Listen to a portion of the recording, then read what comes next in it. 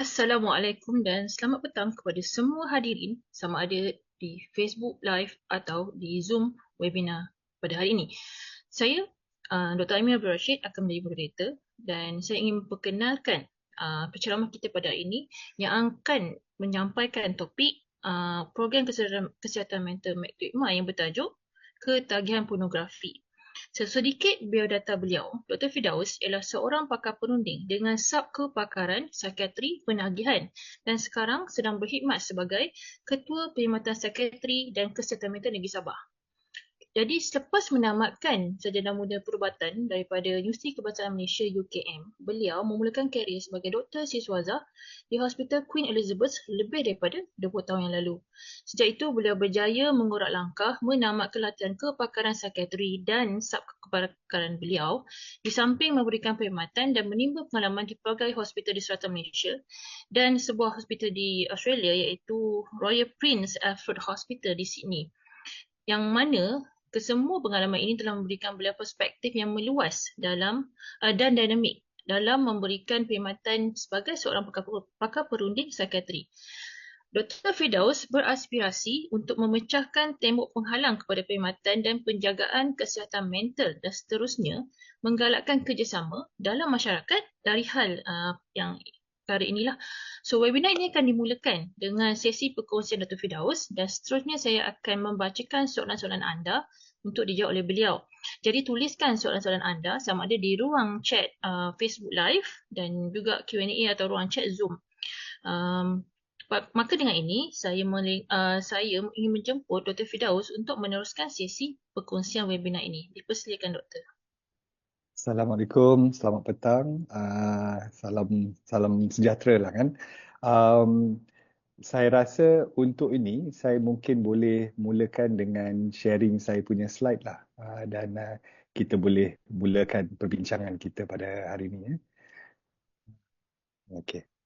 Uh, jadi sebagai pengenalan tadi, saya Dr. Firdaus Aziz, pakar perunding psikiatri dan pakar psikiatri penagihan.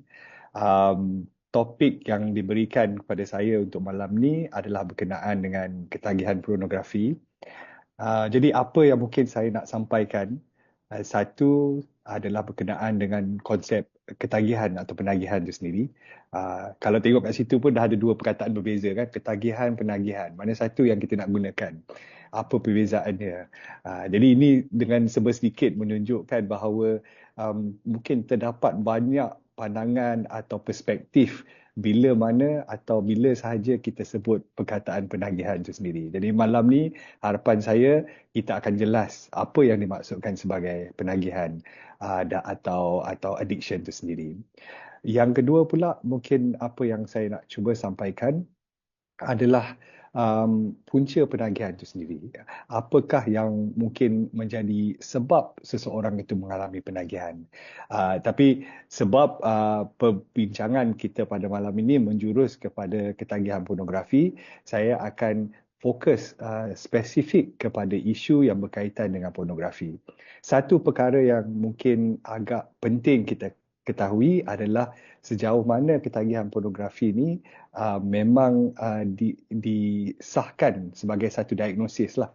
Sejauh mana sebenarnya dalam bidang perubatan ketagihan pornografi ini sesuatu yang diiktiraf sebagai penyakit dan memerlukan rawatan. Mungkin itu bahagian yang saya akan kupas di bahagian yang kedua. Dan juga untuk bahagian ketiga pula saya akan pergi kepada aspek perawatan supaya bagi mereka yang di luar mungkin nak tahu kan macam mana pendekatan kita bila kita atau seseorang yang kita kenali mengalami ciri-ciri ketagihan terhadap pornografi, apa pendekatannya, bagaimana untuk mendapat rawatan, dan apabila dapat rawatan tu apa pilihan, dan bila disebut pilihan tu pula macam mana expectation kita atau apa yang mungkin kita perlu sedia dari segi penerimaan rawatan itu sendiri.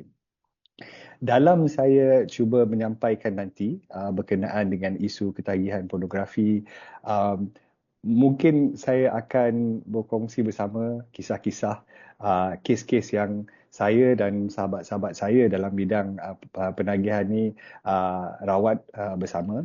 Cuma saya nak tekankan sangat-sangat kat sini bahawa kes-kes yang saya kongsi ni nanti memang berdasarkan kes-kes yang pernah kami lihat. Cuma ada banyak perkara yang kami akan ubah dan saya akan gunakan nama samaran semua bagi yang penting sekali memelihara kehormatan dan juga kerahsiaan pesakit-pesakit. Jadi kalau dengar kisah-kisah tu, dia bukan kisah dongeng. Dia memang kisah kes-kes untuk saya supaya saya dapat memberi penjelasan dengan lebih bermakna kepada mereka yang mungkin selama ni bertanya-tanya berkenaan dengan isu penagihan atau ketagihan pornografi.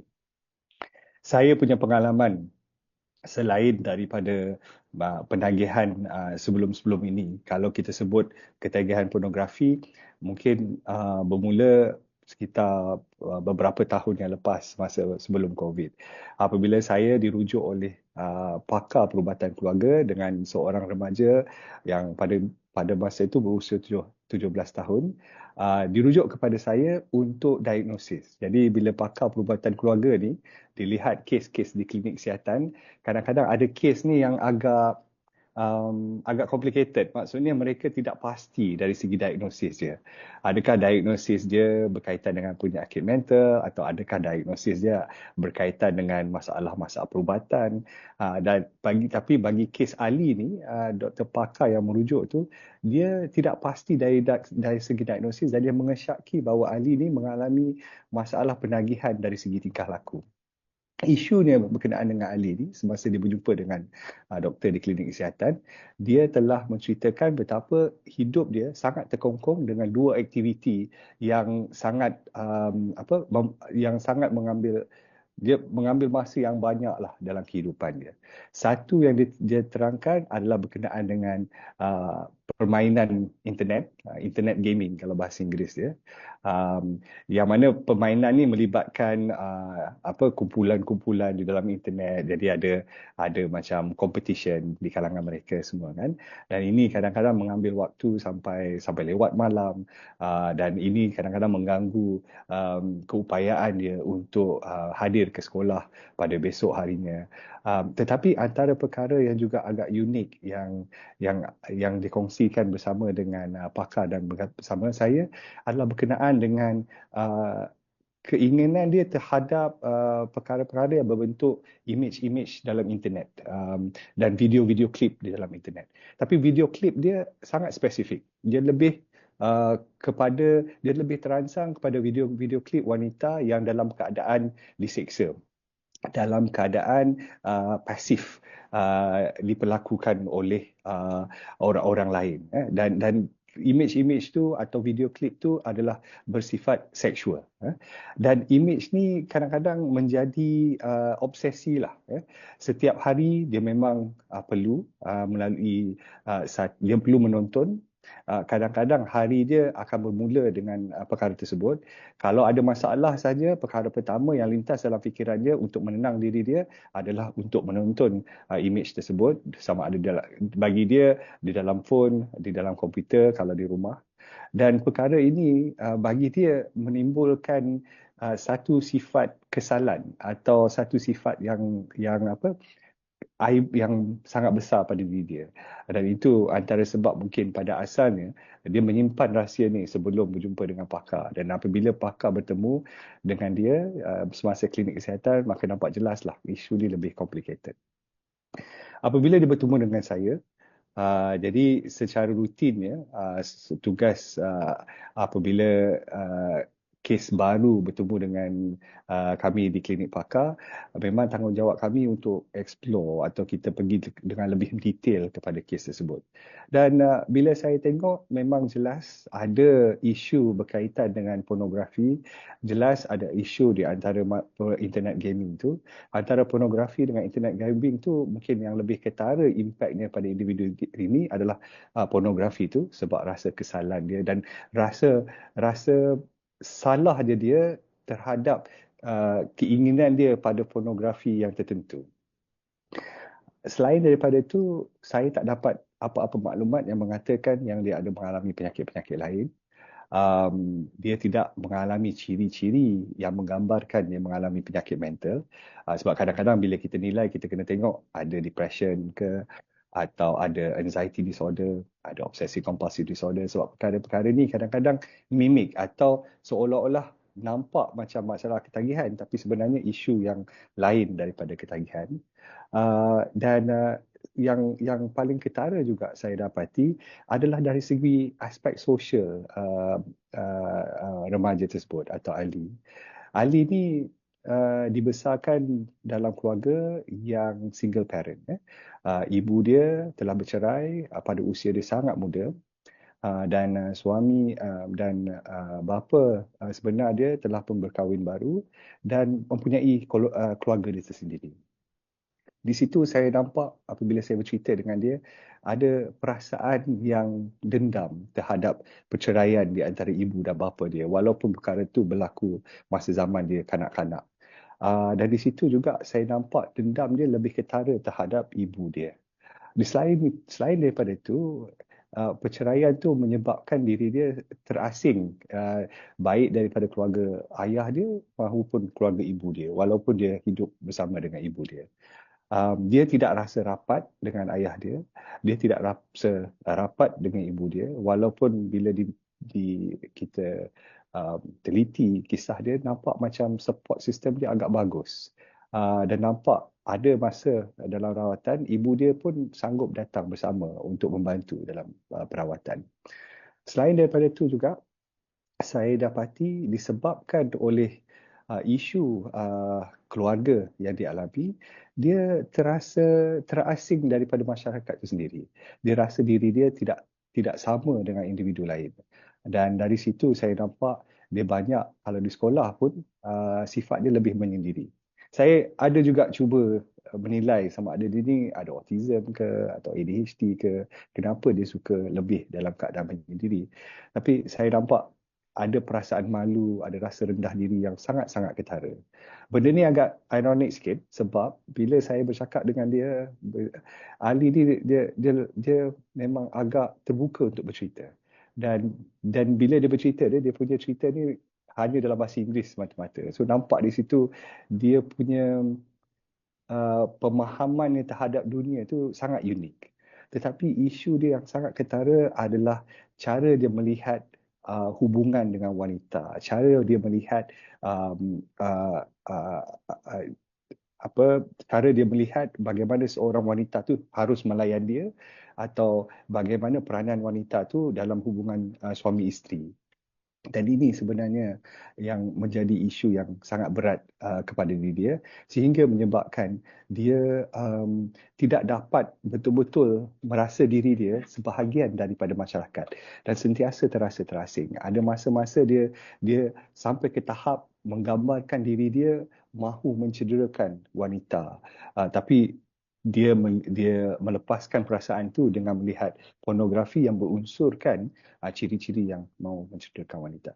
Tujuan saya bawa cerita ni sebagai kisah yang pertama sebab sebenarnya ramai di kalangan kita dan di kalangan doktor sekalipun kan, bila kita sebut isu penagihan, perkara pertama yang kita nampak, perkara pertama yang kita rasakan punca adalah perkara yang diketagihkan oleh individu tersebut. So dalam kisah Ali tu, pakar pada awalnya dia akan nampak isu dia adalah penagihan dari segi pornografi, penagihan dari segi internet gaming.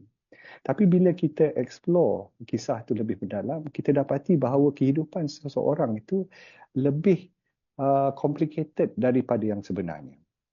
Kalau misalnya persekitaran dia, latar belakang dia, pengalaman hidup dia berbeza, ada kemungkinan apa yang dirasai dan apa yang dilalui oleh Ali itu adalah sangat berbeza dengan apa yang dilalui sekarang.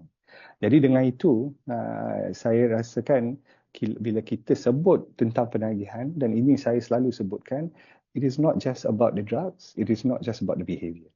Sebab penagihan ini adalah sesuatu yang lebih kompleks dan kadang-kadang apabila kita lihat kesan akhir daripada penagihan tu, misalnya pornografi, internet gaming dan seumpamanya, itu merupakan manifestasi daripada isu-isu yang sebelumnya yang belum dapat betul-betul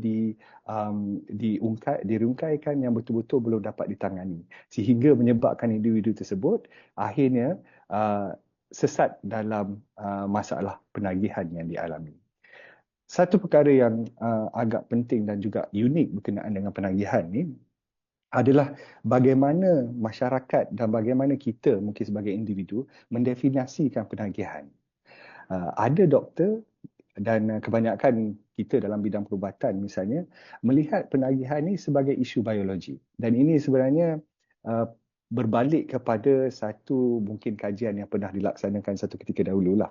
Kita panggil dia kajian ni kajian terhadap tikus yang diletakkan di dalam sangkar, dan di dalam sangkar tu diletakkan satu air yang ada mengandungi opioid. Opioid ni adalah sejenis substance atau bahan kimia yang contoh dia yang paling biasa kita dengar heroin lah. Selain heroin kita ada morfin, kita ada tramadol misalnya. Itu semua termasuk dalam kategori opioid. Jadi tikus tersebut diletakkan di dalam sangkar, diletakkan air yang mengandungi opioid, dan didapati bahawa tikus tersebut dia minum air yang mengandungi opioid itu sampai mati, sampai kembung, sampai mati. Jadi kesimpulannya pada masa itu, sesuatu makhluk tu, tak kira lah manusia atau haiwan, dia tidak boleh dapat mengatasi keinginan biologi dia untuk apabila dia ketagih terhadap bahan tertentu. Dan dalam kes tersebut adalah air yang mengandungi opioid. Tapi kajian yang sama telah diulang, tapi kajian tersebut diulang dalam satu situasi yang berbeza. Dalam situasi yang ini pula, tikus tersebut diletakkan beramai-ramai di dalam satu sangkar yang sangat besar. Di dalam sangkar tu, selain daripada ada tikus yang ramai-ramai tu, dia ada juga di situ permainan, dia ada juga di situ pelbagai aktiviti yang boleh dilalankan oleh tikus-tikus yang ada di situ. Dan pada masa yang sama, dia turut letak di dalam sangkar tersebut air yang mengandungi opioid dan juga air yang biasa. Didapati pula dalam banyak-banyak tikus tu, memang ada tikus yang berbalik-balik pergi kepada air yang mengandung opioid. Tapi tidak ada tikus yang balik-balik ambil air yang mengandungi opioid tu sehingga menyebabkan dia kembung dan akhirnya mati. Jadi ini pula berbalik kepada apa yang orang katakan mungkin bahawa isu ketagihan ni bukan isu biologi, tapi isu yang berkaitan dengan sifat sosial. Apabila seseorang itu mengalami isolasi atau terasa diri dia terasing, tak ada apa-apa nak dibuat, tidak ada interaksi dengan individu lain atau haiwan lain, maka dia akan pergi ke arah ketagihan. Sedangkan kalau dia berada dalam situasi yang sosial yang bebas, yang banyak alternatif untuk berinteraksi dan bersosial, maka mereka tidak lagi pergi ke arah perkara-perkara yang boleh menyebabkan ketagihan. Dan perkara ini diekstrapolasikan dalam situasi sebagaimana yang berlaku contohnya semasa Perang Vietnam.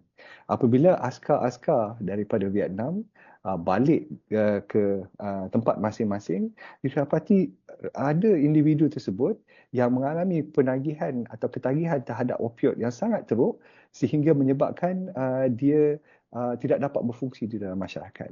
Tapi bila kita tengok semula isu-isu yang berlaku pada individu-individu tersebut, askar tersebut, kebanyakan mereka ada isu yang berkaitan dengan loneliness atau keterasingan. Bila mereka berperang, mereka berada dalam komuniti yang saling bergantungan antara satu sama lain.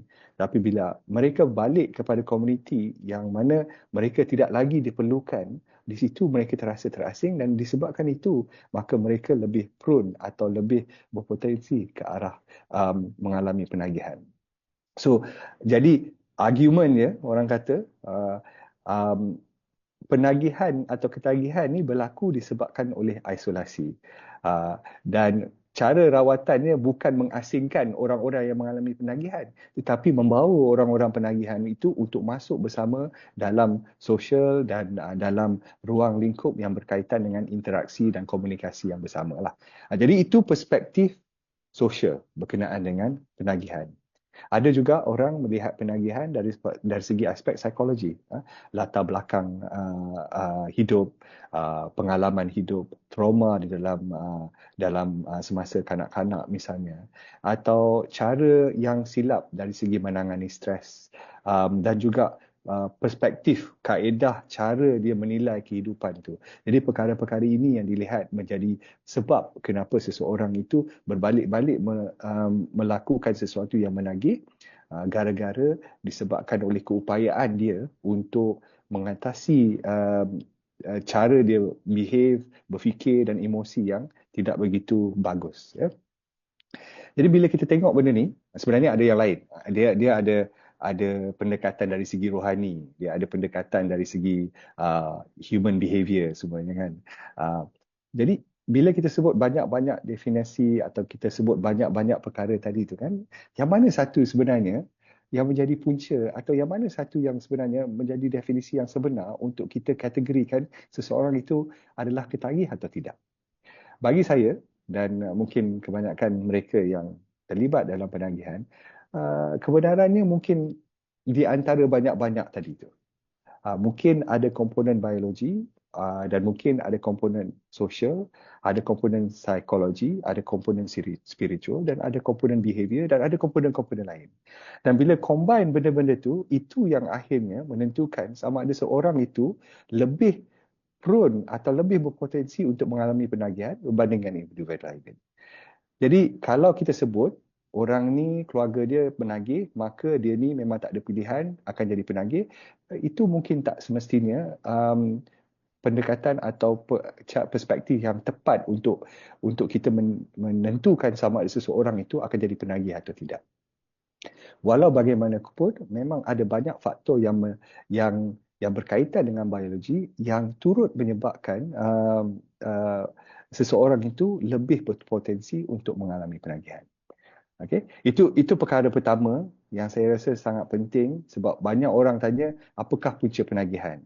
Ada orang kata masalah rakan sebaya, ada orang kata masalah sosial, ada orang kata masalah biologi. Saya percaya bahawa bila kita sebut penagihan, kita kena terbuka untuk melihat seseorang individu itu lebih kompleks daripada masalah-masalah tadi semata-mata.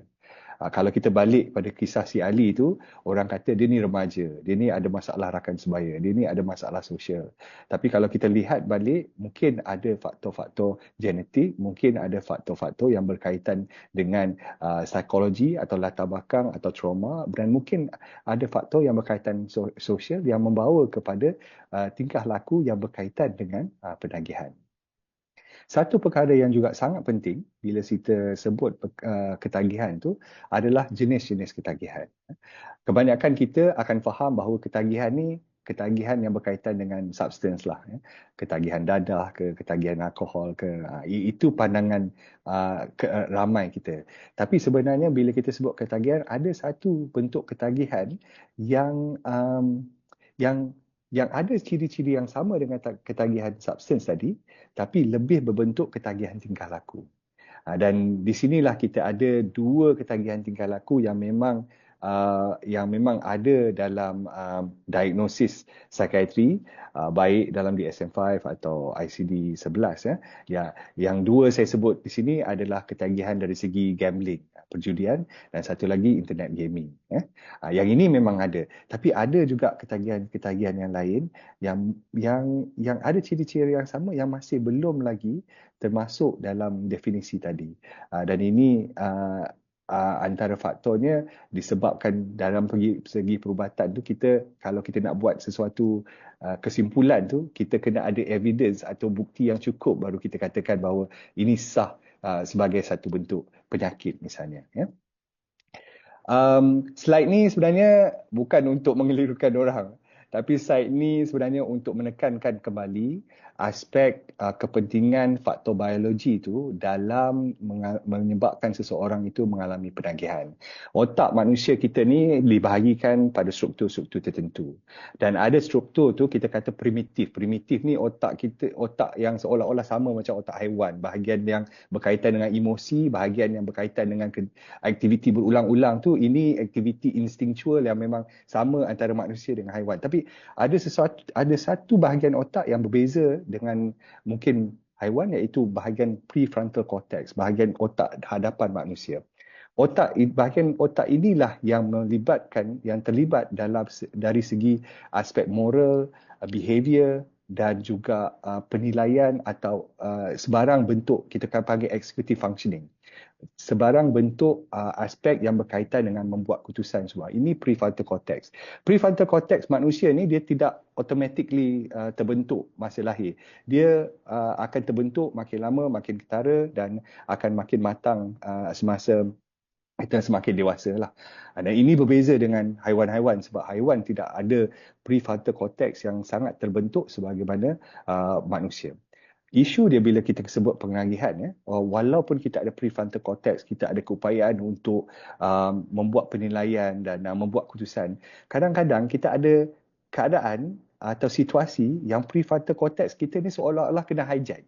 Kita tahu benda itu salah, tapi kita tak boleh nak mengatasi, kita tak boleh nak melawan perasaan salah tu sehingga kita buat sesuatu yang berbeza dengan nilai-nilai moral kita atau nilai-nilai betul dan salah dalam diri kita.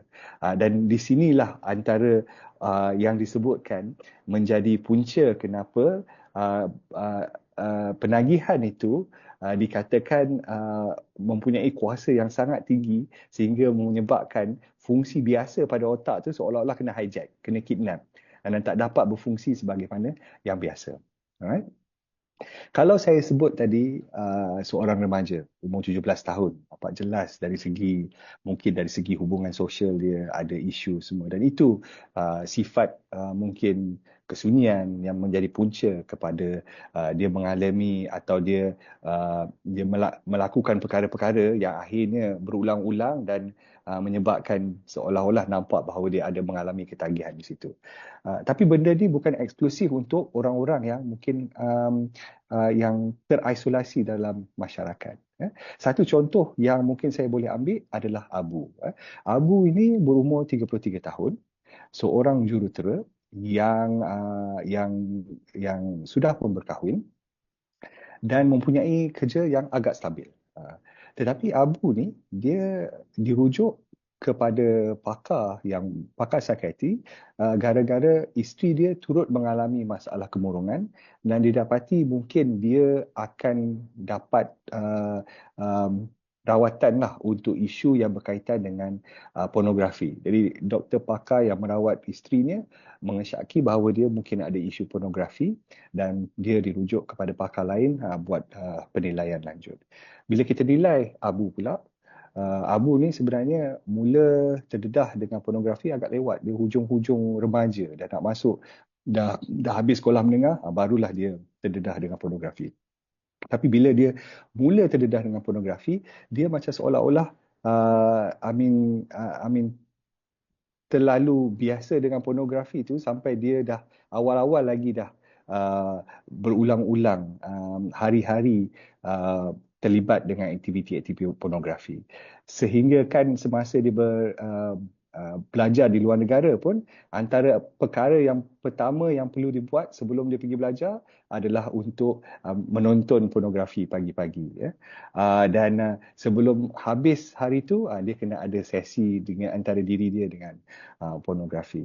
Dan ini berulang, ada masa dia keadaannya lebih teruk, ada masa dia keadaannya kurang, dan yang pastinya hari-hari itu merupakan rutin dan kebiasaan yang dialami, dan perkara itu menjadi lebih ketara selepas dia berkahwin, dan dalam perkahwinan tu berlaku isu antara dia dan isteri dia, dan isteri dia sendiri mengalami kemurungan dan sedang mendapat rawatan, dan dia menjadi caregiver atau orang utama yang menjaga isteri dia. Bebanan daripada penjagaan isteri itu menyebabkan dia rasa seolah-olah tidak dapat keperluan naluri yang diperlukan, maka pilihan yang ada pada diri dia adalah pada pornografi, tapi istilah dia atau isu dia, pornografi dia tu adalah in excess. In excess kepada tahap yang dia memberi impak kepada kerjanya. Gara-gara pornografi tu dia postpone banyak perkara, termasuklah niat dia untuk sambung belajar, niat dia untuk progress dalam kerjaya dia. Jadi berbeza dengan kes yang pertama tadi, kes Abu pula dia dalam hubungan yang ada, cuma isu dia ada ada masalah dari segi terpaksa menjadi main caregiver kepada isteri yang mengalami penyakit, tetapi masalah pornografi yang dialami memang sudah dialami dari zaman remaja lagi, dan perkara dari zaman akhir persekolahan sehingga apabila dia sudah pun bekerja. Jadi bila kita sebut ketagihan kan, apakah yang kita katakan sebagai ciri-ciri penagihan tu? Bilakah kita boleh kata seseorang ini mengalami penagihan? Kalau dalam perubatan, baik penagihan dari segi substance maupun penagihan dari segi tingkah laku kan, kebiasaannya akan ada 4 ciri yang saya akan tengoklah. Kalau saya menilai orang, kadang-kadang walaupun kriteria ada 11 kan, saya akan tengok 4 perkara ni. Satu perkara yang saya akan lihat adalah dari segi tingkah laku tersebut dilakukan walaupun ada kemudaratan dia. Dia tetap melakukan walaupun dia rasa bersalah. Dia tetap melakukan walaupun perkara tersebut menyebabkan isu interpersonal atau isu hubungan bersama dengan keluarga atau individu lain dalam kehidupan dia. Dia mengambil dadah atau dia melakukan dia ada tingkah laku yang berkaitan dengan penagihan itu walaupun perkara tersebut menyebabkan gangguan dari segi kerja dia. Continued use despite of harmful effect terhadap behavior atau perkara tersebut. Satu lagi yang saya akan tengok adalah dari segi betapa tingkah laku tersebut atau substance atau bahan-bahan tersebut menjadi keutamaan dalam hidup dia. Kalau bahasa Inggerisnya saliency, dia menjadi priority lebih daripada perkara-perkara lain. Jadi bila diberi pilihan untuk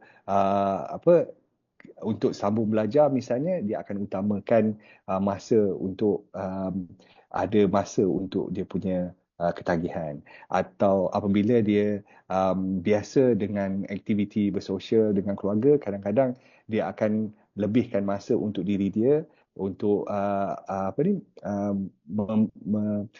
melaksanakan keperluan ketagihan dia daripada keperluan psikososial atau keperluan sosial yang lain-lain. Ya. Yang ketiga pula, kita akan tengok dari segi kehilangan kawalan diri, kegagalan dari segi keupayaan dia untuk mengatasi dorongan yang menarik dia ke arah bahan tersebut atau tingkah laku tersebut. Dan ini boleh jadi dalam bentuk usaha yang gagal untuk berhenti daripada tingkah laku tersebut. Atau contoh dia scrolling dalam Facebook atau dia scrolling dalam Instagram, konon-kononnya nak 5 minit tapi akhirnya habis sampai 1 jam. Atau dia beli satu carton beer, tujuan dia untuk cuma minum satu, lepas tu share dengan orang lain, akhirnya dia habis minum untuk semua kan. Jadi ada ciri-ciri hilang kawalan diri di situ. Dan perkara keempat pula bila saya tengok adalah dari segi aspek yang mungkin lebih bersifat biologikal, iaitu tolerance dengan withdrawal. Tolerance ni dia memerlukan lebih, makin lama dia memerlukan lebih lama kalau kita sebut tingkah laku, dan kalau dia tak dapat apa dia nak tu, dia akan menyebabkan diri dia merasa satu keadaan atau sifat yang tidak selesa. Kalau bahan-bahan tertentu, substance tertentu, dia ada ciri-ciri withdrawal dia dan tolerance dia yang tertentu. Tapi kalau kita sebut tingkah laku kan lebih kepada sifat-sifat biologikal lah. Rasa kebosanan yang lebih teruk, rasa rendah diri yang lebih teruk, rasa mudah marah, rasa resah gelisah yang berlebihan. Kalau tidak dapat sahaja benda yang diperlukan tadi, maka dia akan ada ciri-ciri tersebut. Itu biasanya perkara-perkara yang saya akan lihat bila kita nak tengok sama ada orang itu mengalami penagihan atau tidak lah. Okay. Dan ciri-ciri tersebut sebenarnya dia macam ada persamaan. Baik kalau kita tengok penagihan individu itu adalah penagihan untuk substance macam alkohol ke, syabu ke, daun ketum ke, atau rokok, maupun penagihan dari segi tingkah laku. Kalau kita tengok gambling atau perjudian, kita tengok internet gaming, memang ciri-ciri dia ada lebih kurang sama.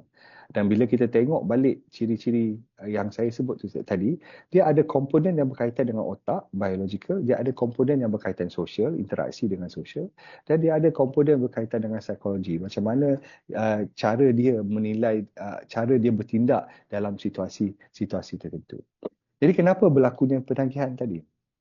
Kenapa seseorang misalnya boleh mengalami penagihan dari segi pornografi? Salah satu perkara yang penting, dan ini berkaitan dengan otak juga, adalah ganjaran dalaman yang dialami daripada tingkah laku atau bahan-bahan yang menyebabkan penagihan itu tadi. Apabila seseorang itu melakukan sesuatu yang menyeronokkan, misalnya bila kita makan, apabila kita lapar, atau kita makan makanan kegemaran kita, otak akan menghasilkan bahan kimia yang dikatakan dopamin. Dan dopamin ini adalah bahan kimia yang terlibat dalam ganjaran. Tujuan dopamin dan laluan ganjaran dalam otak kita ni supaya diri kita mengulangi benda-benda yang memberi impak positif pada diri kita, kan? Dia di situ yang kita nampak hijack dia tu. Mungkin benda tu mudaratkan, tapi otak nampak benda tu memberi ganjaran sebab ada rasa keseronokan dari segi tu. Tapi bila kita mengulangi perkara itu berpanjangan, di situ yang kita punya cara pemikiran otak tu sudah lari daripada yang biasanya. Dia memerlukan itu untuk berfungsi. Bukan lagi untuk mendapat ganjaran, tapi untuk berfungsi. Tanpa benda tu, maka dia akan rasa tidak motivasi atau tidak ada semangat langsung untuk melaksanakan kehidupan yang aktiviti kebiasaan dalam kehidupan dia. Satu lagi perkara yang penting juga kenapa seseorang mungkin mengalami penagihan pornografi, kalau kita tengok kisah Ali itu tadi, adalah sebagai satu kaedah untuk mengatasi tekanan hidup.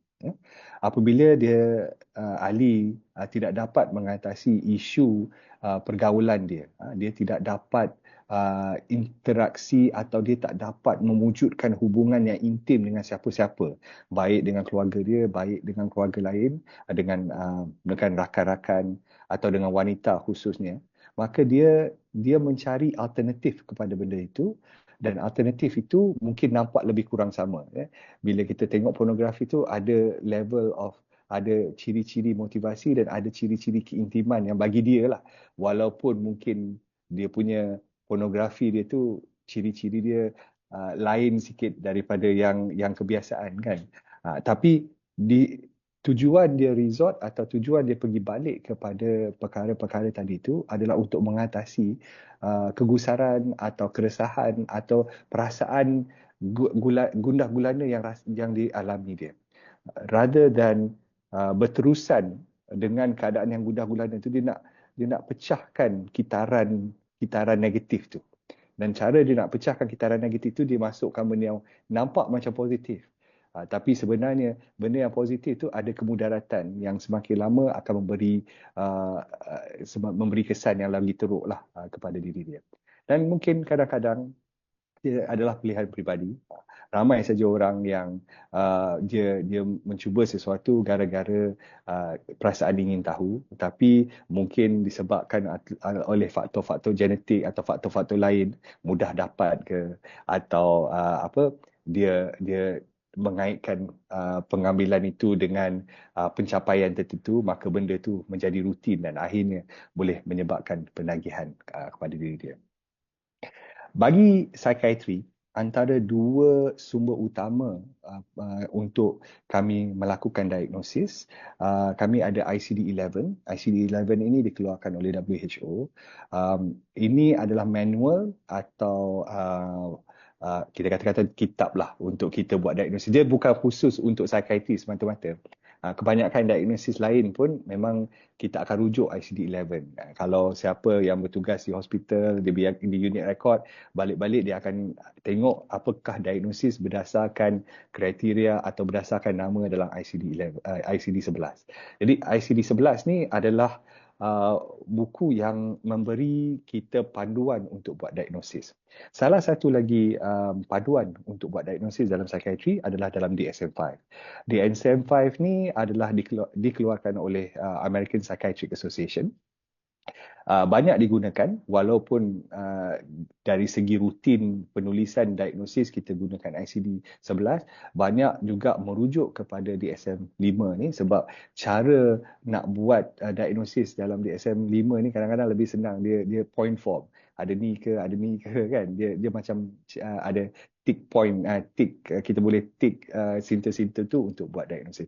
Apa-apa pun pilihan antara kitab atau panduan yang kita gunakan untuk buat diagnosis kan, ini antara dua yang menjadi keutamaan lah untuk buat diagnosis.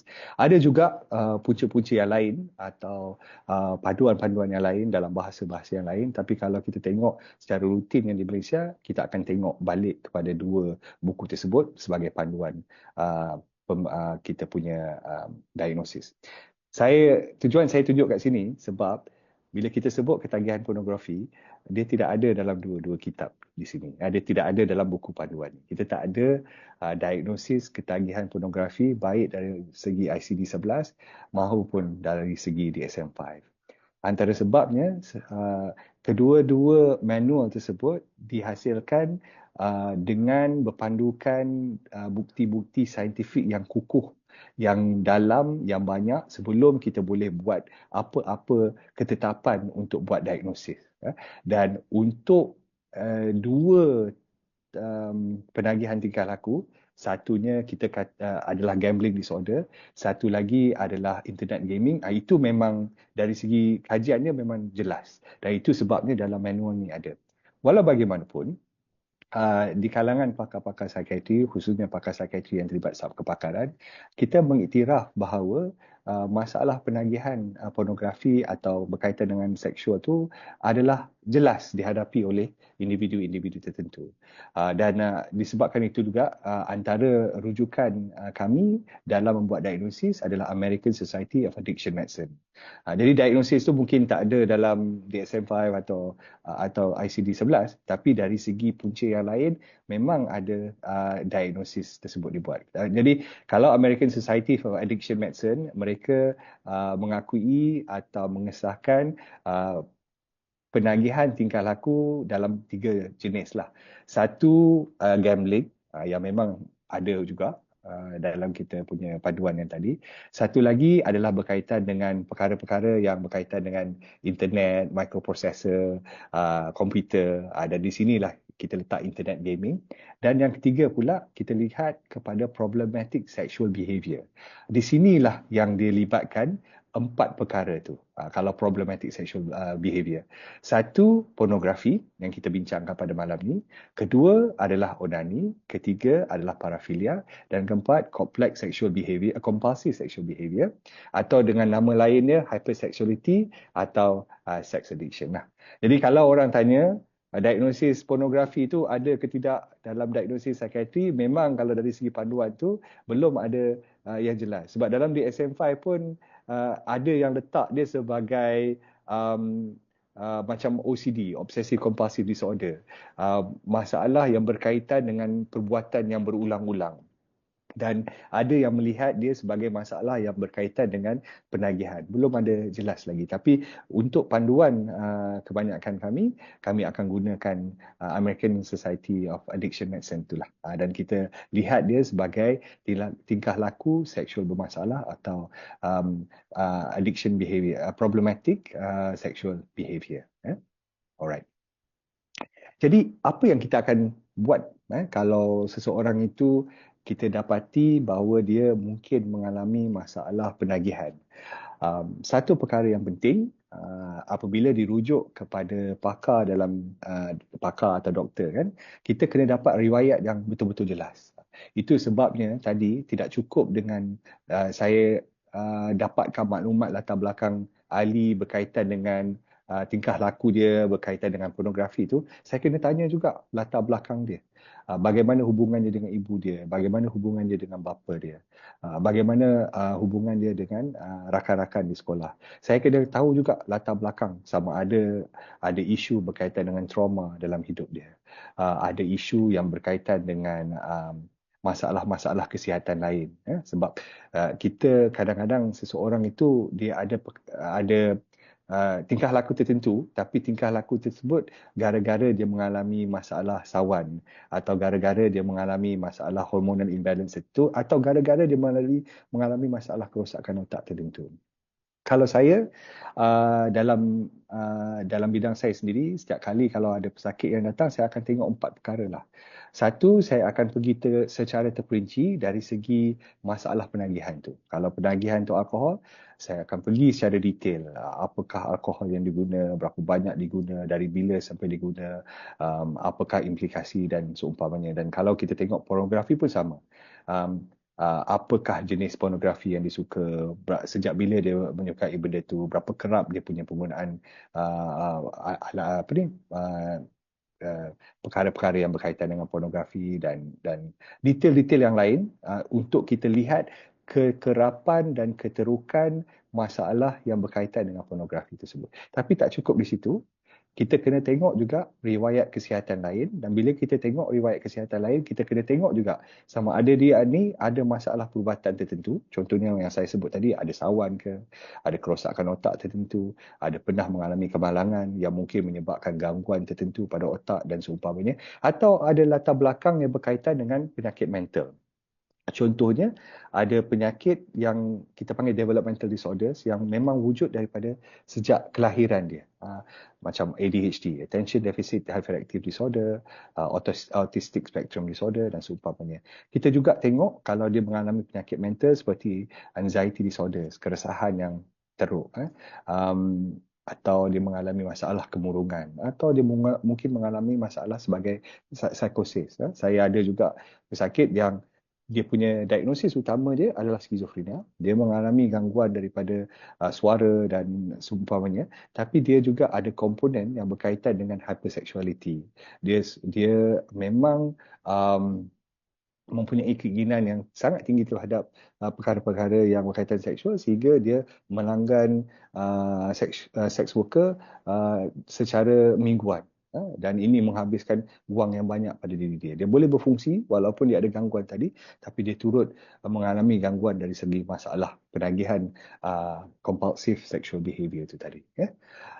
Perkara yang ketiga, selepas saya dah kenal pasti dia ni ada masalah perubatan atau masalah mental tertentu, saya akan tengok juga dari segi kalau dia ada komplikasi yang lain. Sebab gara-gara aktiviti seksual yang berlebihan, dia mungkin ada masalah dari segi sexual transmitted diseases dan seumpamanya. Di situ kita kena nilai dan juga lihat komplikasi lah. Tapi komplikasi itu bukan berkaitan dengan aspek biologi atau fizikal semata-mata. Saya nak kena tengok juga komplikasi itu ada tak berkaitan dengan masalah sosial. Ada impact ke tidak dia dengan keluarga dia, dengan rakan tempat kerja dia, dengan pekerjaan dia sendiri. Ada impact ke tidak dari segi pendirian dia, tingkah laku dia, emosi dia. Dan di situ kita akan nilailah komplikasi yang sewajarnya. Sebab akhirnya bila kita nak merawat, kita kena tengok semua perkara-perkara tersebut. Perkara keempat, kalau saya sendiri yang menilai, saya akan tengok latar belakang, dan dalam saya tengok latar belakang tu, saya nak tengok support system. Bagaimana dia punya networking atau keupayaan dia untuk mengatasi masalah atau menangani isu-isu dalam kehidupan dia. Sebab ini mungkin satu hari akan menjadi punca untuk dia dapat membantu diri dia dalam menangani masalah-masalah yang dihadapi lah. Jadi selepas saya dapat riwayat tu, dan kadang-kadang benda ni akan ambil masa setengah 1 jam, kadang-kadang saya tak akan dapat semua benda dalam perjumpaan yang pertama, dia memerlukan perjumpaan yang kemudian. Saya akan jalankan pemeriksaan fizikal dan mental. Mental ni maksudnya mental state examination lah. Kita akan nilai dari segi emosi, tingkah laku, persepsi seseorang itu. Kalau dia ada ciri-ciri yang memenuhi kriteria penyakit mental tertentu, dan akhirnya saya akan buat ujian-ujian secara rutin. Kita akan tengok ujian darah semua. Sebab kadang-kadang bila kita nak mulakan ubat tu, kita kena tengok dia ni sihat atau tidak dari segi fizikal untuk menerima ubat tertentu. Dia ni ada penyakit-penyakit yang lain tak yang mungkin akan mengganggu atau memberi implikasi kepada perawatan. Dan kadang-kadang juga kita tengok ada keperluan sama ada untuk buat CT scan atau MRI dan seumpamanya. Okay? Jadi selepas kita dah buat penilaian dan juga ujian-ujian yang sepatutnya, kita kebiasaannya akan dapat jelas diagnosis yang dialami lah. Sama ada diagnosis orang ini memang sepenuhnya berkaitan dengan masalah penagihan atau kita panggil ada dual diagnosis. Jadi selain daripada masalah penagihan, mungkin dia ada masalah kemurungan. Dia ada dua komponen. Dan bila kita ada dua komponen tu sangat penting bagi saya nak tengok mana satu lagi teruk. Dia punya masalah kemurungan lagi teruk ke atau masalah pornografi addiction dia lagi teruk. Sebab bila satu tu lagi teruk daripada yang satu, kita kena fokus pada satu perkara itu dulu sebelum kita mungkin boleh atasi itu. Memang dari segi rawatan kita buat dua-dua, tapi kebiasaannya yang lebih teruk, yang lebih memberi impak tu yang kita kena beri keutamaan. Dan itu juga sebenarnya kenapa kadang-kadang seorang pesakit mengalami isu psikiatri dan juga isu penagihan, dia dirawat oleh dua orang pakar. Satu pakar yang melihat aspek kemurungan atau psikosis dia, satu pakar yang melihat aspek penagihan. Ideally memanglah kalau boleh kita ada satu pakar, tapi kadang-kadang yang menjadi rujukan tu adalah pesakit yang asalnya memang ada diagnosis lain, kemudian baru kita dapat kenal pasti dia punya diagnosis itu dari segi masalah penagihan tadilah. Dan bila kita bagi rawatan pula, kalau dari segi perubatan, kita ada pendekatan yang berbentuk psikoterapi dan kita juga ada pendekatan yang berbentuk ubat-ubatan atau farmakologi lah. Kalau psikoterapi ni pendekatan yang lebih bersifat rawatan individu dengan seorang profesional dalam usaha kita mengatasi emosi, masalah tingkah laku. It's lebih kepada talk therapy. Dan dalam talk therapy tu dia ada teknik-teknik tertentu untuk kita mencungkil isu dia yang utama apa. Bagaimana cara untuk dia atasi isu tersebut. Dan untuk psikoterapi yang berikut tersebut, kita ada beberapa jenis. Antara yang paling kerap digunakan bila kita sebut isu penagihan adalah cognitive behavior therapy atau terapi kognitif tingkah laku. Jadi cognitive behavior therapy ni dia fokus kepada cara seseorang itu berfikir yang menyebabkan dia ada tingkah laku tertentu dan benda tu berulang-ulang. Jadi kalau kita betulkan pemikiran yang negatif, kita akan wujudkan perspektif yang lebih positif dan ini mungkin akan ada impak kepada tingkah laku yang berulang-ulang, maka kita dapat mengatasi isu yang dialami. Satu contohnya ya. Satu contohnya adalah seorang itu dia berbalik kepada pornografi setiap kali dia rasa diri dia tidak disukai oleh kawan, oleh girlfriend dia atau kawan sekerja dia. Jadi dia kena challenge idea tu. Apakah perkara yang mengatakan benda tu betul? Apakah perkara yang mungkin mengatakan benda tu tak betul? Dan bila dia menilai tu yang mana satu lebih tinggi berbanding alasan-alasan tadi. Usaha itu tadi akan memberi perspektif yang lebih jelas dan terbuka kepada dia supaya penilaian diri dia terhadap diri dia tu lebih adil. Dan ini mungkin akan memberi perspektif yang lebih positif yang akan translate atau manifest dari segi tingkah laku yang lebih baik dan akan mengurangkan perkara-perkara yang negatif yang berulang-ulang lah.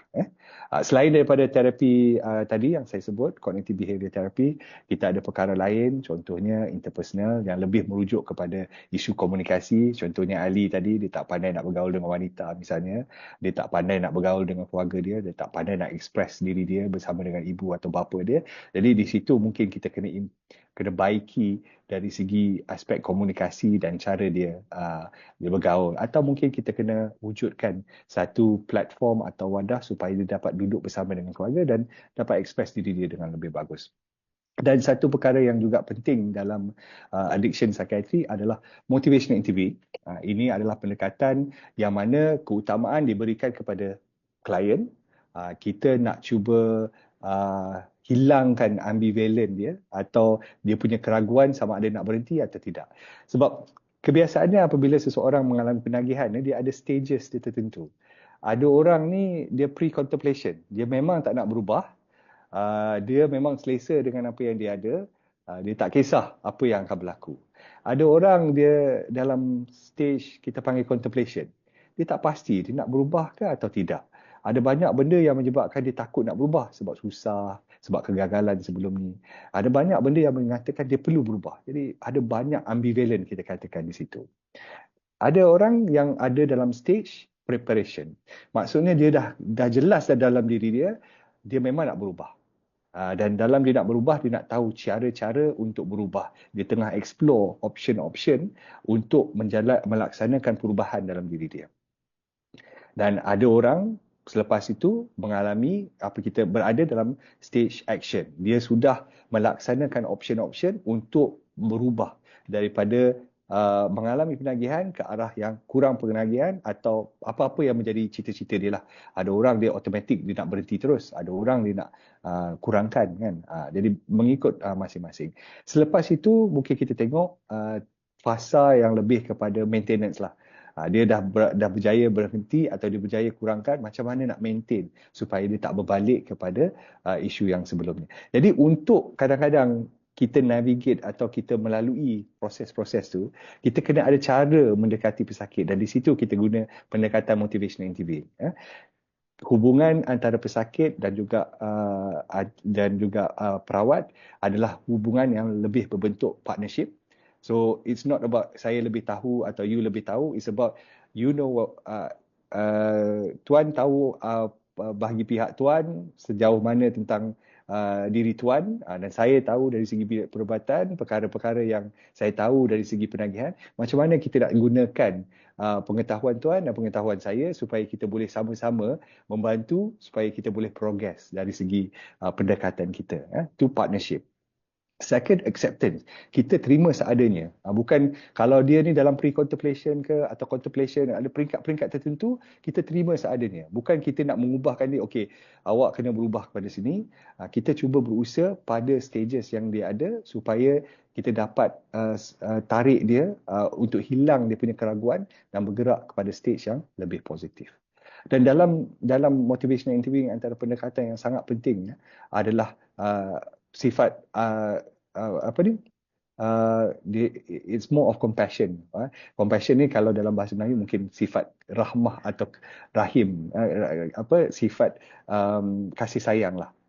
Kita tahu bahawa orang itu telah mengalami kesukaran, kita tahu dia it's more of empathy lah. Kita tak boleh nak membantu orang kalau kita tak ada perasaan kesusahan yang dialami. Kalau kita rasa ini senang saja ni, dia saja yang tak ada kekuatan, di situ mungkin kita akan ada barrier bila bersama dengan pesakit. Dan komponen yang antara perkara yang penting juga saya nampak dalam motivational interviewing ni adalah evocation. Macam mana kita nak naikkan semangat dia. Ada orang dia fokus pada itulah awak tak pandai buat ni, itulah awak selama ni awak gagal sebab ni. Kita fokus pada yang negatif. Tapi motivational interview ni banyak fokus pada positif supaya dia boleh motivate atau bermotivasi untuk lebih bagus dari segi usaha dia ke arah yang lebih positif lah daripada yang asal tadi. Kalau kita rawatan ubat-ubatan pula, kalau seseorang itu mengalami kemurungan, mungkin kita ada antidepresan. Antara perawatan untuk behavior addiction dan juga untuk penagihan tertentu seperti alkohol, kita ada opioid antagonis. Opioid ni adalah kategori ubat-ubatan yang antaranya dalam tu adalah heroin, morfin. Tapi ada juga dalam kategori ni yang membantu, kita ada opioid antagonis ni, maksudnya tindakan dia opposite kepada morfin dengan heroin. Naltrexone ni kelebihan dia bertindak pada reseptor-reseptor yang bersifat opioid tadi, dan dia kurangkan perasaan keseronokan atau shock bila buat sesuatu. Ini sedikit akan dapat mengurangkan keinginan orang tu untuk berterusan dengan aktiviti tersebut. Jadi kita ada naltrexone untuk tu. Antara rawatan untuk alkohol, dan juga kadang-kadang kita gunakan untuk masalah syabu, dan untuk penagihan tingkah laku kita ada juga menggunakan naltrexone. Dan untuk kes-kes yang sangat teruk, misalnya hypersexuality tertentu, mungkin kita ada rawatan-rawatan yang berbentuk hormon lah. Okey, jadi itu sedikit berkenaan perbincangan saya malam ini tentang penagihan, ketagihan pornografi. Saya harap saya dah jawab 3 benda. Yang pertama itu adalah berkenaan dengan ketagihan. Apakah maksud ketagihan? The complexities of addiction itself. Yang kedua, bila kita nak tentukan sama ada orang itu mengalami penagihan atau tidak. Yang ketiga, apakah pendekatan yang terbaik dari segi perubatan untuk membantu mereka yang mengalami penagihan. Okay. Terima kasih Dr. Firdaus atas perkongsian tadi. Saya akan bacakan beberapa soalan. Soalan pertama, kalau seseorang memilih untuk menonton video lucah sebab dia nak masturbate dan pelakuan ini dilakukan sebagai unhealthy coping mechanism dia, adakah dia boleh kategori sebagai penagih? Dan sebagai komorbid kepada terapi addiction. Okay. So, jadi kita kena pergi berbalik kepada definisi penagihan tu tadi. Definisi pertama, penagihan tu dia mesti ada loss of functionality atau ada impact yang signifikan dari segi kerja dia, dari segi kehidupan seharian dia. Contoh dia, katakanlah si Ali tadi, dia tidak pergi sekolah gara-gara dia menonton pornografi sepanjang malam, besok pagi dia tak boleh pergi ke sekolah. Dan benda ni berterusan, berpanjangan. Satu lagi yang penting adalah tempoh kehilangan fungsi itu berapa lama. Kalau dari segi, biasanya kalau kita nak buat diagnosis, tempoh dia selama 1 tahun lah. Ada kadang-kadang bagi pakar, kita tengok kalau dah terlalu signifikan sampai dah tak boleh bekerja, itu pun kita tak tunggu sampai 1 tahun kan. Kehilangan fungsi itu adalah perkara yang sangat penting. Tapi untuk buat diagnosis yang lain, kita kena tengok komponen-komponen yang lain lah. Jadi bagi saya, pentingnya bukan kita fokus pada aktiviti itu. Sebab kadang-kadang orang menonton pornografi itu sekali-sekala dan benda tu bukan benda yang betul-betul menguasai diri dia dan dia boleh sebenarnya mengawal diri dia. Dalam situasi-situasi tersebut, apabila dia punya fungsi itu tidak betul-betul terganggu, maka kita tak katakan dia sebagai mengalami penagihan lah. Saya tak sebut, tapi berkenaan dengan pesakit yang ahli tadi tu, sebenarnya bila saya explore kan, isu dia ada satu level kawalan diri dan perkara pornografi yang diambil, yang ditonton tu, apabila dia ada masalah saja. Over time tu saya nampak bahawa benda tu bukan true cut. Dia memang tak boleh menghentikan diri dia. Ada komponen yang ada kawalan dalam diri dia, tapi sebab benda tu terlalu ketara, itu yang pada asalnya di pick up sebagai kemungkinan dia mengalami masalah penagihan tadilah. So untuk jawab tu ada ciri-ciri tertentu. Tak semua behavior tu kalau dilakukan adalah penagihan, dia kena ada kriteria-kriteria dia. Dan kedua pula, komorbid untuk penagihan tu, kebanyakan orang yang ada penagihan tu, dia punya komorbid antara dia adalah depression, kemurungan. Kemurungan tu boleh menjadi punca kepada penagihan dia, atau penagihan dia tu boleh menyebabkan dia mengalami kemurungan. Sama juga dengan anxiety. Ada contoh pada saya dulu, seorang pesakit, asalnya dia masalah dia tak boleh nak bergaul dengan orang. Dia rasa resah, gelisah, dia rasa takut-takut. Jadi dia minum alkohol. Bila dia minum alkohol, dia rasa disinhibited sikit. Dia rasa mudah sikit bergaul. Dan perkara ni bila berulang-ulang menyebabkan dia mengalami penagihan. So dalam konteks pornografi misalnya, mungkin benda tu diambil pada asalnya untuk relief dia punya rasa kegusaran ke apa-apa. Tapi bila berpanjangan, di situ yang mungkin menyebabkan dia ada dua penyakit yang berbeza. So komorbid tadi boleh menyebabkan penyakit tu, atau penyakit tu atau penagihan tu boleh menyebabkan komorbid yang dialami. Di samping itu, of course, kita ada penyakit-penyakit perubatan tertentu. Satu contoh, kalau orang tu mengalami traumatic brain injury, kan, kemalangan, dia ada kerosakan di bahagian otak tertentu, dia punya behavior tu mungkin boleh menampakkan lebih ke arah lebih ke arah hypersexual ke apa-apa. Tapi itu lebih bersifat biological lah. Bukan sepenuhnya disebabkan tingkah laku semata-mata. Kalau itu dapat menjawab lah. Kan? Okey, ada satu soalan yang menarik. Doktor, berkaitan terapi interpersonal, adakah ianya melibatkan terapi bersama keluarga? Kerana saya fikir bimbang keluarga akan bersikap prejudis setelah mengetahui sikap dirinya di belakang. Dan ini akan mengeruhkan hubungan dan seterusnya menjadi kemurungan dan pemulawan keluarga. Ya. Saya rasa bila kita sebut perawatan tu, dia kena ada kesediaan Kesediaan dari segi individu tu untuk dapat perawatan, kesediaan individu tu untuk berkongsi perawatannya dengan orang lain, kesediaan individu tu untuk bersama dengan orang lain untuk mendapat rawatan. Kalau kita sebut interpersonal therapy, dia lebih kepada terapi untuk bantu dia dari segi komunikasi, interaksi dengan orang, lebih kepada one to one untuk improve dia punya teknik berhubungan dengan orang lah. Tak semesti benda ni melibatkan orang lain. Tadi saya tak sebut, tapi antara kes yang saya lihat tu, dia melibatkan isteri. Jadi kadang-kadang isteri tu dia nak turut serta dalam perawatan. Kadang-kadang dia tak nak isteri dia turut serta dalam perawatan. Apa-apa pun, itu sebenarnya pilihan kepada individu. Kadang-kadang orang belum selesa lagi. Kadang-kadang akan tiba satu ketika bila keadaan itu terlalu teruk dan memberi impak kepada pasangan, mungkin pada masa tu dia nak pasangan dia terlibat.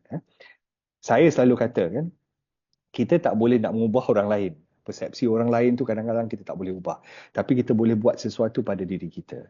Kalau orang tu ada negative perception, that negative perception can be because of behavior kita sendiri atau mungkin boleh disebabkan oleh persekitaran yang menyebabkan dia mengalami persepsi tersebut. Peranan kita adalah untuk memberi perspektif yang sebenar berkaitan dengan masalah kesihatan mental, dan saya rasa aktiviti-aktiviti macam ni lah. Bila kita ada wadah atau platform untuk berbincang berkenaan dengan penagihan, berbincang berkenaan dengan isu kesihatan mental, kita dapat sedikit mempengaruhi cara pemikiran orang supaya tidak terlalu negatif dan prejudis terhadap orang yang mengalami penagihan. Walaupun penagihan itu nampak macam benda yang orang kata morally wrong lah. Macam pornografi misalnya. Banyakkan orang lihat itu sebagai isu kerohanian dan tidak melihat isu itu kadang-kadang melibatkan aspek biologi kepada individu tersebut.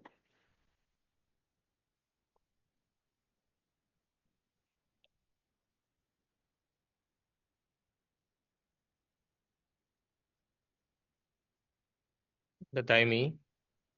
Aimi, okay. Cantik post tu. Okay. Ada soalan-soalan lain? Ada, kalau saya tengok kat sini, ada satu soalan yang menyatakan bahawa adakah mereka yang mengalami kekerasan pornografi biasanya akan dapatkan sendiri bantuan atau memang biasanya klien akan dirujuk? Jadi macam mana? Boleh dia datang sendiri ke? Memang boleh datang sendiri. Jadi memang ada kes individu tersebut akan datang sendiri untuk mendapatkan rawatan. Tapi dalam beberapa situasi kadang-kadang dia dirujuk.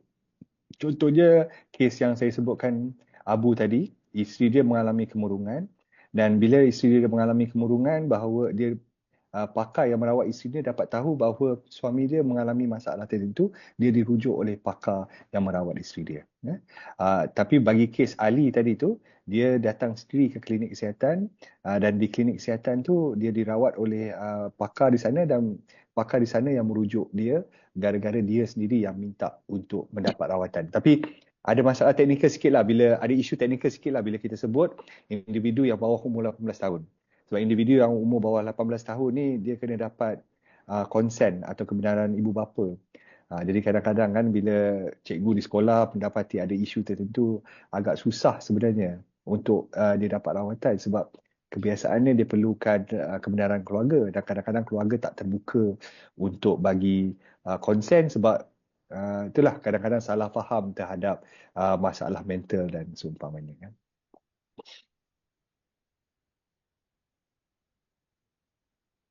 Silakan Dr. Aimi. Doktor, okey, seterusnya ada soalan berkenaan dengan behavioral addiction. Soalan ni berkaitan tentang adakah pharmacological treatment memberi impak yang signifikan dalam perawatan, dan jika ya, apa kelas ubat, dan satu lagi yang berkaitan juga, adakah anti-craving medication seperti topiramate membantu? Okay, that's a very good question. Sebab kebanyakan orang kan dia kata bila kita dapat rawatan untuk addiction ni tak ada ubat-ubatan. Sebenarnya bila kita sebut addiction in general kan, dia tak ada satu rawatan yang paling bagus, yang paling tepat, yang boleh merawat semua. Saya selalu cakap there's no magic bullet that can treat all kind of addiction. Setiap jenis addiction tu dia ada dia punya keserasian dengan rawatan tertentu, dan setiap individu tersebut juga dia ada keserasian yang tertentu untuk rawatan yang tertentu. Itu sebabnya kalau pesakit datang dia kata saya tak nak ubat doktor, saya cuma nak counselling. it's still okay. Sebab kajian menunjukkan memang ada improvement dengan perawatan yang bentuk psikoterapi semata-mata. Tapi dalam kes-kes tertentu, kadang-kadang dia memerlukan kombinasi antara psikoterapi dengan ubat-ubatan. Kalau dari segi ubat-ubatan pula, kita akan kena tengok apakah target simptom yang kita nak capai bila kita guna ubat-ubat tertentu. Kalau individu tersebut mempunyai ciri-ciri jelas yang mengalami kemurungan dan gara-gara kemurungan ni dia memberi impak kepada dia punya motivasi untuk rawatan seumpamanya, mungkin kita boleh augment. Augment ni maksudnya kita tingkatkan rawatan psikoterapi bersama dengan rawatan ubat-ubatan. So dalam konteks tersebut mungkin antidepresan dengan rawatan psikoterapi membantu. Tapi kalau bagi individu tertentu, jelas-jelas isu dia adalah berkaitan kemurungan. Kemurungan ni yang menyebabkan dia mengalami addiction dan jelas rawatan antidepresan yang terbaik lah. Tapi bila kita sebut ubat-ubatan ni dia sangat teknikal sebab ada banyak pilihan-pilihan ubat-ubatan lah. Saya cuma sebut antidepresan atau ubat yang anti kemurungan ni sebab benda tu senang mungkin untuk orang ramai faham. Tapi selain daripada antidepresan, kalau dalam bidang perubatan ni, kita ada mood stabilizer, kita ada antipsikotik yang digunakan pada dos yang rendah. Jadi ada banyak pilihan-pilihan yang lain. Soalan kedua pula berkenaan dengan anti-craving. Disebutkan di situ topiramate. Sebenarnya anti-craving tu yang saya sebut juga naltrexone tadi tu adalah sejenis anti-craving juga, opiate antagonis. Kita juga ada anti-craving yang lain, contohnya baclofen dan kita ada acamprosate yang kita gunakan untuk rawatan-rawatan yang lain. Sejauh mana keberkesanan, saya tak nampak apa-apa lagi kajian yang mengaitkan keberkesanan rawatan pornographic addiction, sebab tajuk kita malam ni adalah pornographic addiction, dengan topiramate. Tapi memang ada kajian yang menggunakan naltrexone sebagai anti-craving. Dan kalau kita boleh extrapolate ni maksudnya kalau dia boleh berkesan dengan ni, kemungkinan dia boleh berkesan dengan ubat-ubat yang ada kaitan dengan tu, mungkinlah kita boleh tengok kemungkinan penggunaan rawatan ubat-ubatan yang lain. Tapi kena hati-hati tentang ubat ni, maksudnya itu sebab ujian-ujian darah kita kena ambil. Kita kena tengok tahap keupayaan individu tu, fizikal dia mampu ke tidak untuk ambil ubat-ubat tertentu. So, sebab ubat-ubat macam topiramate ni kadang-kadang impact daripada hati tu lagi teruk. So kita nak kurangkan risiko-risiko penyakit yang lain jugalah. Gitu. Okay, doktor, soalan ni menarik bagi mereka yang belum berkahwin. Pertama, bagaimana nak bezakan antara ketagihan pornografi ataupun seseorang itu hanya memenuhi keperluan dia. Dan kedua, adakah kegagalan melawan nafsu salah satu faktor timbul isu ini untuk mereka yang belum berkahwin? Ya, dia kalau kita tengok perspektif kerohanian, memang isu ini menjadi agak sensitif sebab saya rasa kalau kita tengok dari segi keagamaan, orang akan sebut onani dan perkara-perkara yang berkaitan dengan seksual ni sesuatu yang tabu lah. Dia ada dikaitkan dengan dosa dan disebabkan itu apa-apa indulgence atau ke arah penggunaan tu dia katakan sebagai sesuatu yang negatif lah. Tapi kalau dari segi perspektif perubatan, betul sebagaimana orang yang soal tu, it may be an outlet untuk mengelakkan kepada benda yang lebih teruk.